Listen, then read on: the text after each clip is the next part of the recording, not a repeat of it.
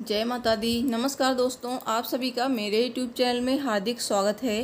दोस्तों, गुप्त नवरात्रि के 7वें दिन माँ धूमावती की पूजा अर्चना की जाती है। माँ धूमावती 10वीं महाविद्या में 7वें स्थान पर हैं, जो शक्ति का साक्षात स्वरूप हैं, जिनकी शक्ति में दमन का भाव भी जुड़ा है। माँ धूमावती की पूजा में कुछ सावधानियाँ भी जरूर बरतनी चाहिए। तो आइए जानते हैं माँ धूमावती की कथा, पूजा विधि, मंत्र, भोग, रंग और महा उपाय। दोस्तों, वीडियो शुरू करने से पहले आपसे रिक्वेस्ट है, अगर आपको वीडियो पसंद आए तो प्लीज़ वीडियो को लाइक और शेयर ज़रूर करें और चैनल को सब्सक्राइब कर लें। नोटिफिकेशन बेल को ज़रूर प्रेस करें ताकि आपको मेरे हर दिन की नई वीडियो की नोटिफिकेशन आसानी से मिल सके और आप मेरे वीडियो देख सकें। और कमेंट बॉक्स में जय माता दी अवश्य लिखें। प्रकृति के अनुसार 10 महाविद्याओं के 3 समूह हैं। पहला सौम्य कोटि, दूसरा उग्र कोटि और तीसरा सौम्य उग्र कोटि। माँ धूमावती उग्र कोटि में आती हैं। धूमावती जिनका कोई स्वामी नहीं है, इन्हें विधवा माता के नाम से भी जाना जाता है। कहते हैं माँ के साधक निडर रहते हैं और निश्चिंतता का भाव बना रहता है। माँ धूमावती की पूजा का बहुत ही ज़्यादा महत्व है। इनकी साधना से आत्मबल का विकास होता है और इस महाविद्या के फल से देवी धूमावती सुकरी के रूप में प्रत्यक्ष प्रकट होकर साधक के सभी रोग, विपत्ति और शत्रुओं का नाश कर देती हैं। प्रबल, महाप्रतापी तथा सिद्ध पुरुष के रूप में उस साधक की ख्याति हो जाती है। माँ धूमावती महाशक्ति स्वयं नियंत्रिका हैं। ऋग्वेद में रात्रि सूक्त में इन्हें सुतरा कहा गया है, अर्थात ये सुखपूर्वक तारने योग्य हैं।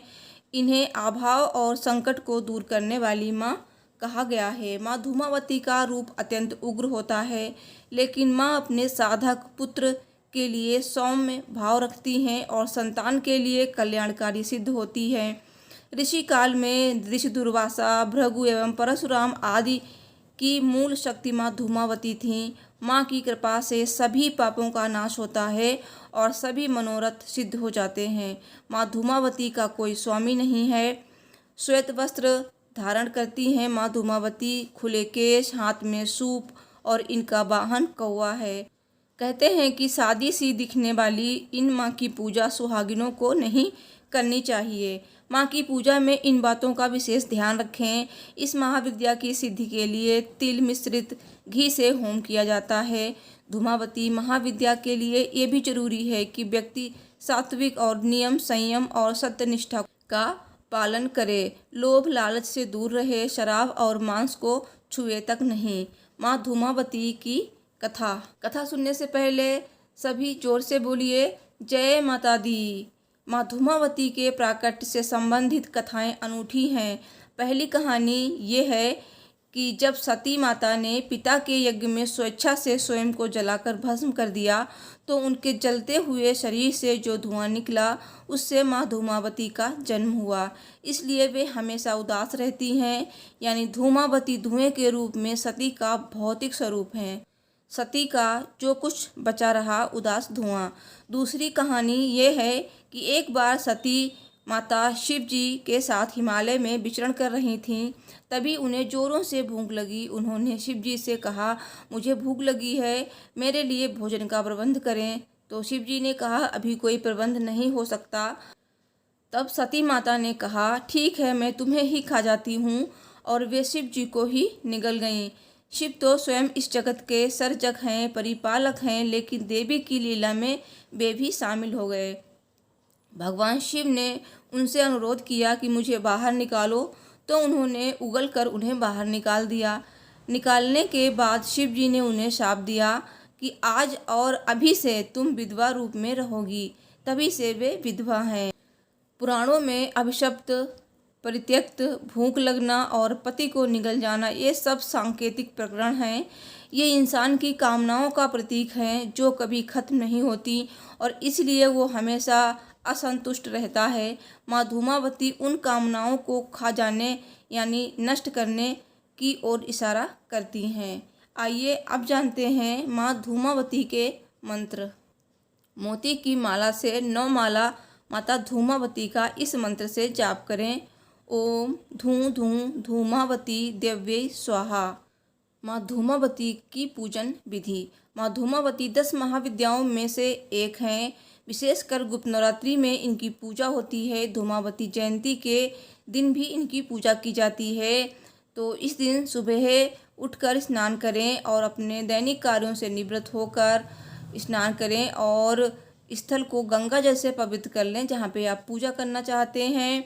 और फिर जल, पुष्प, सिंदूर, कुमकुम, अक्षत, फल, फूल, धूप, दीप तथा नैवेद्य आदि से माँ का पूजन करें। और इस दिन माँ धूमावती की कथा का श्रवण करना चाहिए।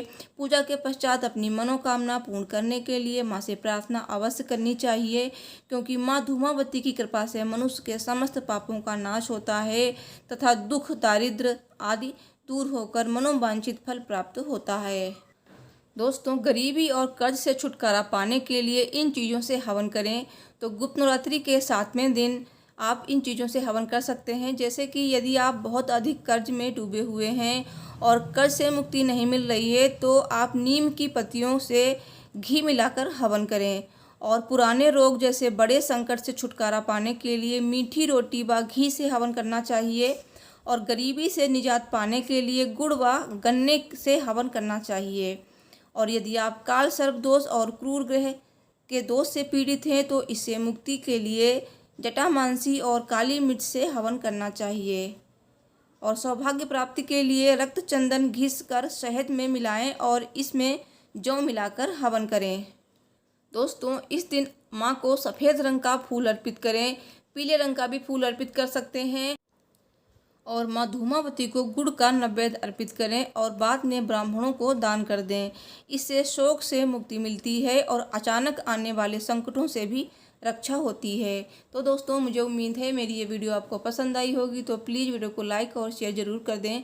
चैनल को भी सब्सक्राइब कर लें। मिलती हूँ नेक्स्ट वीडियो में। Thanks for watching. हर हर महादेव। जय माता दी।